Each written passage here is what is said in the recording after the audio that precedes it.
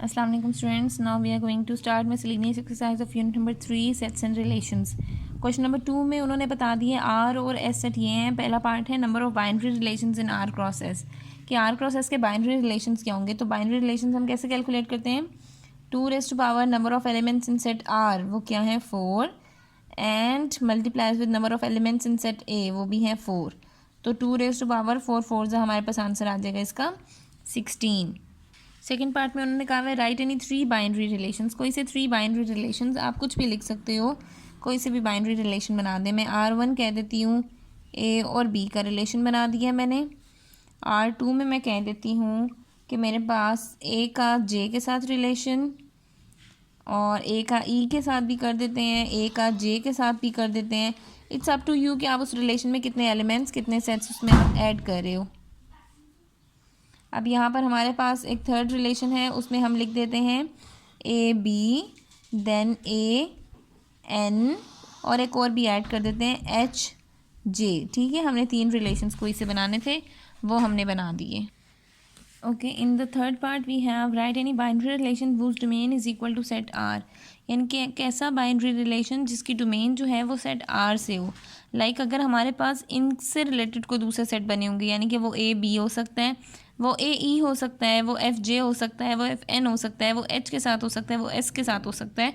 यानी कि उनका फर्स्ट एलिमेंट इनमें से होना चाहिए. यानी कि डोमेन उन्होंने कहा है ना, डोमेन सेट R से हो. तो आप AE सेट बना सकते हो, आप FN सेट बना सकते हो, आप HJ सेट बना सकते हो, आप SN सेट बना सकते हो. यानी कि अब इसकी डोमेन देखेंगे तो वो सेट R के एलिमेंट्स हैं, लाइक AFHN S. उसके बाद फोर्थ वन है हमारे पास right any binary relation whose range is equal to set S. यानी कि अब ऐसा बाइनरी रिलेशन जिसकी रेंज जो हो वो सेट S से हो. हम यही दोबारा भी लिख सकते हैं ये सेट, क्योंकि यहाँ पे रेंज पहले सेट R से थी और डोमेन हमारे पास R से थी, रेंज हमारे पास S से थी. Like ENJN ENJ N repeat हो रहा है. अब आपने कोई एक ऐसा एलिमेंट लिख देना जिसके लास्ट में B आ रहा हो. तो मैं लिख देती हूँ AE and HB and SJ and FN. अब रेंज उन्होंने कहा था सेट S से, लाइक रेंज में है EBJN. तो ये रेंज के ही एलिमेंट्स हैं, तो ये हमारे पास वो वाला रिलेशन आ जाएगा. ओके, इसके लास्ट पार्ट में कहा हुआ है write a binary relation whose domain is equal to set R and range is equal to set S. यानी कि अब ऐसा बाइनरी रिलेशन जिसकी डोमेन R से हो और रेंज S से हो, तो वो हमारे पास, अब इन दोनों में से कोई भी आप लिख सकते हो, बट उसमें कम्प्लीटली चाहिए हमें, तो हम लिख देते हैं AE AHSF AHSF ये चारों भी हैं, ABJN ये भी हैं. तो एग्जैक्टली ये वाली भी आप लिख सकते हो. ठीक है, HBSJ वो तो हमारे पे डिपेंड करता है कि हम उसकी कौन सी फॉर्मेशन दे रहे हैं. तो ये हमारे पास वो वाला रिलेशन बन जाएगा. Okay students, now in the question number 3 we have A union B intersection C. Like आपको ये वेन डायग्राम के थ्रू इन चीज़ों को फाइंड आउट करना है. यानी कि B इंटरसेक्शन C, B ये वाला सेट है और C ये वाला सेट है. इसका intersecting part means the common part between B and C वो ये वाला पार्ट था. ठीक है, E वाला. तो यहाँ पे मैंने मेंशन कर दिया, इस तरह से लाइंस लगाई थी. ठीक है, A union B intersection C. यानी कि अब आपने इस सेट के साथ A को यूनाइट कर देना है. यानी कि A का ये पूरा सेट है, इसको आपने इसके साथ यूनाइट कर दिया. यानी कि जो थोड़ी ओपन लाइंस हैं वो भी और जो थोड़ी क्लोज लाइंस हैं वो भी, ये दोनों आपने यहाँ पे मेंशन कर दिया. ठीक है, A union B intersection C. उसके बाद हमारे पास नेक्स्ट पार्ट में है A intersection B union C. यानी कि पहले ब्रैकेट में B यूनियन C था, आपने B और C को यूनाइट कर दिया. यानी कि ये वाला कंप्लीट B और C के हमारे पास सेट आ गए. ठीक है, हम लोगों ने यहाँ पे थोड़ी ब्रॉडर इनको लुक दी थी. Then A intersection. अब इस पार्ट में A का इंटरसेक्टिंग पार्ट कौन सा है, वो सिर्फ ये वाला पार्ट है. तो आपने यहाँ पे क्या बना दिया, A intersection B union C. यानी कि वो वाला सिर्फ एरिया जो इंटरसेक्शन के बाद हमें रिसीव हुआ है, जिसको हमने नेट बना के ड्रॉ किया था. ठीक है, in the third one we have B intersection A minus B intersection C. यानी कि पहले B इंटरसेक्शन C करेंगे. B और C का इंटरसेक्टिंग पार्ट है हमारे पास ई, ये वाला पार्ट, ठीक है। अब उन्होंने कहा है ए के पार्ट में से इस पार्ट को आप माइनस कर दें, यानी कि ये ए सेट है, इसमें से ये वाला पार्ट आपने कंसिडर नहीं करना, तो हमारे पास जो इसके अलावा एक्स्ट्रा पार्ट बच जाएगा वो इसका आंसर है। यानी कि ये हमारे पास इस रुख से थोड़ी क्लोज़र थी, हम इनको और क्लोज़ कर देती हूँ, और यहाँ पर हमारे पास जो आंसर आया that is the broader one, ठीक है। उसमें ये कंप्लीट ए होगा बट उसमें ये वाला एरिया शामिल नहीं होगा। और फोर्थ वन में ए यूनियन सी चाहिए, ए और सी को यूनाइट कर दें, means all elements including in set A and set C. उसमें से बी को माइनस कर दें, लाइक इस पूरे में से आपने इस इतने पार्ट को माइनस कर दिया, लाइक ये वाला पार्ट आपने माइनस कर दिया, तो क्या पार्ट रह गया, ये जो हमारे पास ओपन पार्ट है। बी में से आपने ए यूनियन सी को माइनस किया ना, तो बी में से ए यूनियन सी ये था, तो बी में से ये सारा पार्ट निकल गया, तो बी का ये वाला पार्ट रहेगा सिर्फ, ठीक है। तो हम इसको ऐसे कर देते हैं, बट हमारे पास रिजल्टेंट में ये नेट बना देती हूँ सारे को, रिजल्टेंट में सिर्फ ये वाला पार्ट शामिल होगा जो थोड़े से ओपन हमने रखे हैं जिसकी line segments. Okay students, coming towards question number 7, we have to draw the Venn diagram to represent the given data. N A set है, उसमें 60 एलिमेंट्स हैं, number of elements in B 48, number of elements in A intersection B 20 and number of elements in universal set is 90। आपको कहा गया है कि आपने Venn diagram create करनी है और इस इंफॉर्मेशन को आपने रिप्रेजेंट करना है इन अ वेन डायग्राम। तो वेन डायग्राम पे सबसे पहले जो चीज़ आपने अपने जहन में रखनी होती है that is the universal set ना। तो यूनिवर्सल सेट के अंदर ही बाकी सारे सेट्स आपके मर्ज होते हैं, तो हम ये बना रहे हैं यूनिवर्सल सेट, ठीक है, लाइक जिसमें ये तमाम एलिमेंट्स मौजूद हैं। अब नंबर ऑफ़ एलिमेंट्स ए, उन्होंने कहा ए के नंबर ऑफ़ एलिमेंट्स 60 हैं, but A intersection B, intersection का मतलब है there are some common elements in A and B, तो ए और बी ओवरलैपिंग होंगे, लाइक ये ए है अगर हमारे पास, तो ये बी होगा जो ओवरलैप कर रहा है, ठीक है। ए में उन्होंने कहा है 60 है और इनके जो कॉमन एलिमेंट्स हैं वो 20 हैं, ठीक है। अगर ए के 60 हैं, 60 में से 20 कॉमन थे, तो ए में कितने रह गए हमारे पास 40, बी में उन्होंने क्या 48 है, ठीक है। तो 48 अगर बी में है, उसमें से 20 ए के साथ कॉमन है, तो 48 में से 20 को माइनस कर देंगे, हमारे पास रह गए 20। अब इन सबको हम 48 में से 20 माइनस किए तो 28 रह गए, ठीक है। अब यहाँ पर हमारे पास हमने एन यू बनाने थे 90, अब कितने हो गए ये 40 + 20 60, 60 + 28 88, और 90 में से 88 तो हमारे पास नंबर्स यूज़ हो गए हैं, तो हमारे पास यूनिवर्सल में कितने रह जाएंगे ओनली 2। तो ये हम लोगों ने वेन डायग्राम से इस डाटा को रिप्रेजेंट कर दिया। In the other part we have, यहाँ उन्होंने कहा एन ए में 34 है, बी अब यूनियन है। यूनियन का क्या मतलब है कि उनको जब कंबाइन किया तो कंबाइन करने से हमारे पास कितने एलिमेंट्स आ रहे हैं 60, और यूनिवर्सल में है हमारे पास 85, ये यूनिवर्सल है, ये एन ए है, ये एन बी है, ठीक है। एन ए में 34 है, 34 में से उन्होंने कहा जब हमने कंबाइन किए 52 और 34, इन दोनों को जब आपने कंबाइन किया तो हमारे पास वो बनते हैं 60। तो कितने एलिमेंट्स यहाँ पे हमारे पास आएंगे इनके कॉमन में, अगर हम कह रहे हैं ए और बी में सेपरेट एलिमेंट्स हैं, यूनिवर्सल में तो 85 है, यहाँ पे कॉमन इनकी क्या बन सकते हैं 26। क्यों? क्योंकि 34 में से जब आप कॉमन 26 इनके कॉमन रखोगे तो यहाँ रह जाएंगे हमारे पास 8 और यहाँ पे 26, बी में 52 है, तो क्या कॉमन एलिमेंट्स हो सकते हैं जो इनमें कॉमन आएंगे 26 ए के 26 बी के, ये कॉमन आ जाएगा 26 + 8 34 एंड 26 + 26 52। अब ए यूनियन बी 60, अब चेक कर लेते हैं क्या ये 60 बन रहे हैं, ये बन गए 34 और ये बन गए 34 + 26 60। उसके बाद अब रह गए हमारे पास 85 में से 60 यहाँ पर यूज़ हो गए हैं, तो कितने रह गए 85 - 60 25। This is the Venn diagram illustration of the given data. Okay, now in question number 8 we have 10 boys participated in a किरत competition. टोटल 10 बॉयज़ थे जिन्होंने पार्टिसिपेट किया है एक किरत कॉम्पिटिशन में। अमंग दैम, उनमें से Hani, Zubair and Haider recited in Nafi किरत स्टाइल। हानी, ज़ुबैर और हैदर ने नाफ़ी किरत स्टाइल में पढ़ने के लिए पार्टिसिपेट किया था। Abdullah, Umar, Bilal and Ali recited in Al Kisai किरत स्टाइल, उन्होंने ये वाला स्टाइल लिया था। While, Hasan, Jafar and Usman recited in Al Kufi किरत स्टाइल, और 3 बच्चों का एक अलग स्टाइल था। Represent boys participated in Nafi, Al Kisai and Al Kufi style such by A, B and C, यानी कि इन तीनों स्टाइल्स को आपने ए, बी और सी का नाम दे दिया। आपको फाइंड क्या करना है, tabular form of A B C, tabular form बतानी है ए बी सी की। Draw Venn diagram of situation, इस सिचुएशन की वेन डायग्राम भी बनानी है। उसके बाद ये जो 4 कंसेप्ट हैं, आपने इन 4 कंसेप्ट को भी फाइंड आउट करना है। ओके, इसको हम टेबुलर फॉर्म में लिख सकते हैं इस तरह से कि ए में कौन कौन से पार्टिसिपेंट्स थे जो फर्स्ट किरत स्टाइल है, उसमें थे हमारे पास हानी, Zubair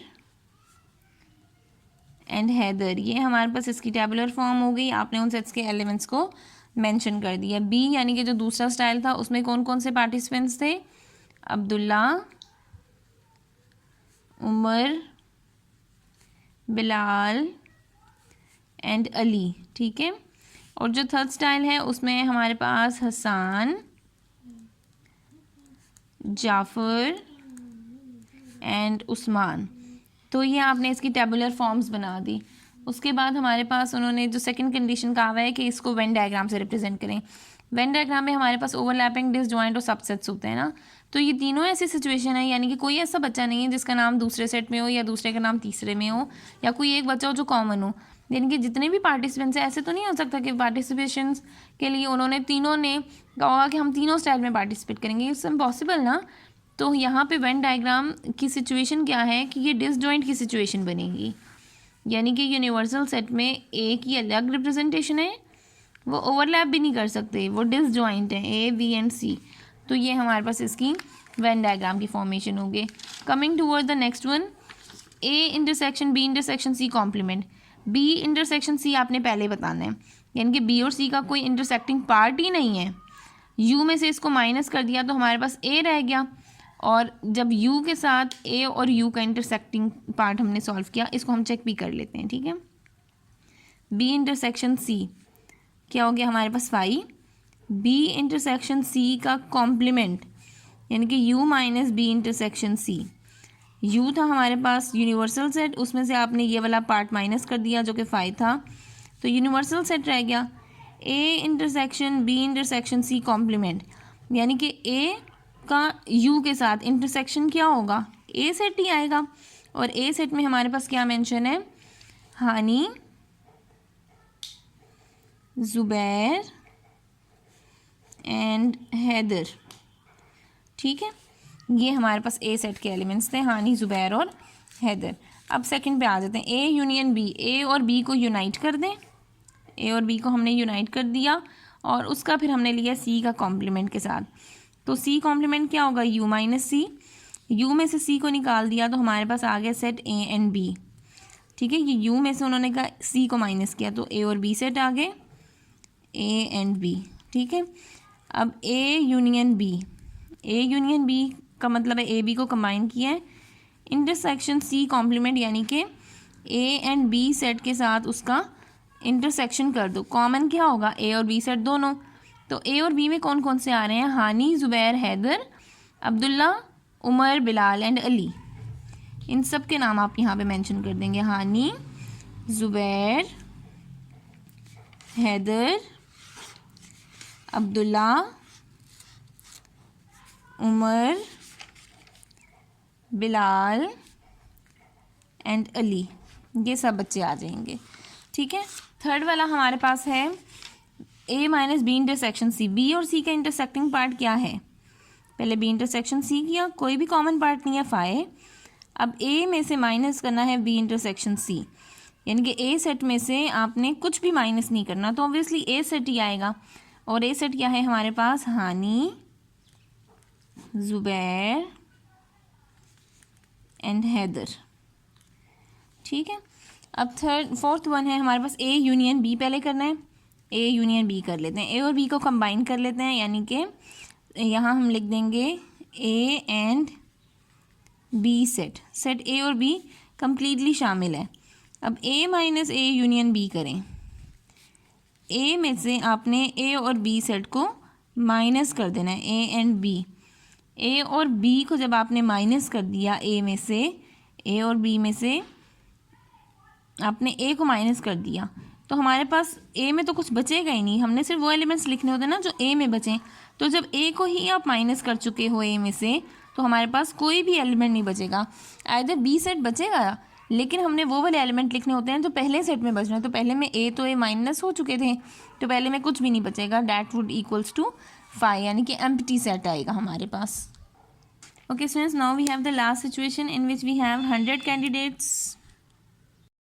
100 candidates were appear in an examination. 100 candidates exam में अपीयर हुए हैं, out of which 45 candidates pass in math, यानी कि 100 में से 45 जो है वो मैथ में पास हुए हैं, 14 science, 15 health.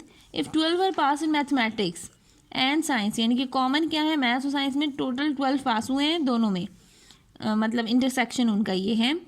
15 in science and health, science और हेल्थ में कंबाइन करें तो 15 है। 20 इन हेल्थ एंड मैथ्स, 20 ऐसे हैं जो हेल्थ और मैथ्स दोनों में पास हैं। 5 are pass in all 3 subjects, और 5 ऐसे हैं जो तीनों की तीनों सब्जेक्ट्स में पास हुए हैं। Illustrate the above information by drawing Venn diagram. When diagram के थ्रू इसको आपने इलस्ट्रेट करना है। How many candidates were pass in at least 1 subjects, कितने ऐसे कैंडिडेट्स हैं जो कम से कम एक सब्जेक्ट में पास हुए हैं। How many candidates did not pass any subject, और कितने ऐसे कैंडिडेट्स हैं जिन्होंने कोई भी सब्जेक्ट पास नहीं किया हुआ। और टोटल हमारे पास है 100 में से आपने ये सारी सिचुएशंस जो हैं उनको कैलकुलेट करना है। Okay students, I have created the data for the above situation, कि हमारे पास जो सिचुएशन गिवन थी उसके अकॉर्डिंग हमारे पास ये वाली चीज़ें बन रही हैं, यानी कि n of U means total हमारे पास कितने हैं, 100 कैंडिडेट्स हैं।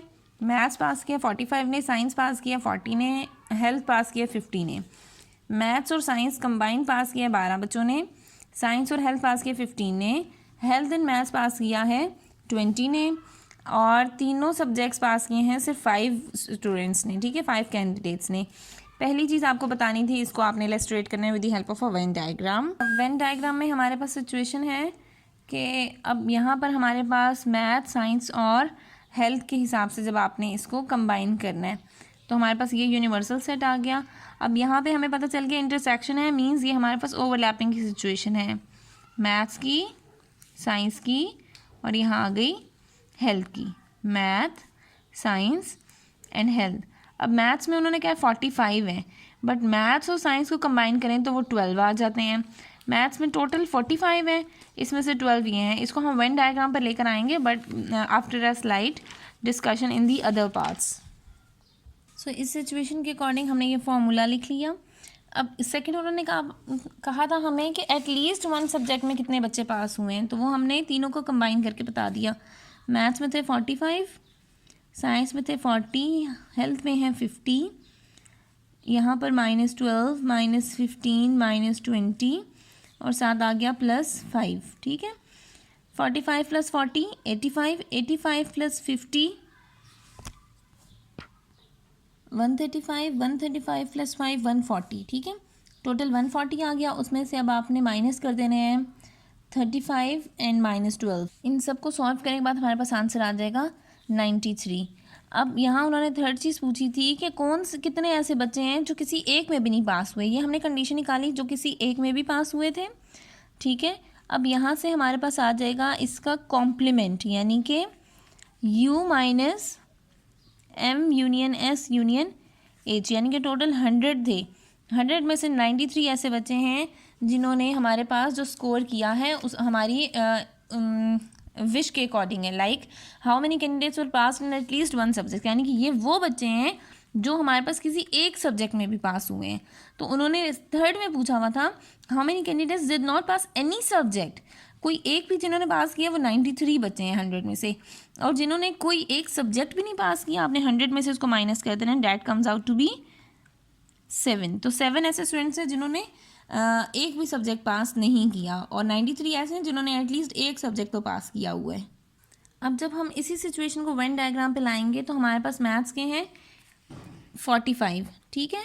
45 में से जिन्होंने सिर्फ मैथ्स में ही पास किया, 45 में से 12 को भी माइनस करेंगे और फिर 5 को भी माइनस करेंगे और 20 को भी। 45 में से 20 माइनस किए तो 25 आ गया। 25 में से 5 माइनस किए तो हमारे पास आ गया 5 में से हमने माइनस कर दिए 25 में से 5 माइनस के 20 में से 12 माइनस कर दिए तो हमारे पास आ गए 18, यानी कि n के साथ वो 15 है। यहाँ पर 5 और 7 यानी कि 12 ये बन गए, यहाँ रह गए 18, हेयर वी हैव 10 और 15 और 20 यहाँ बन जाएंगे हमारे पास 35 और 5, यहाँ आ गई 40 की सिचुएशन और यहाँ रह गए 18 स्टूडेंट्स।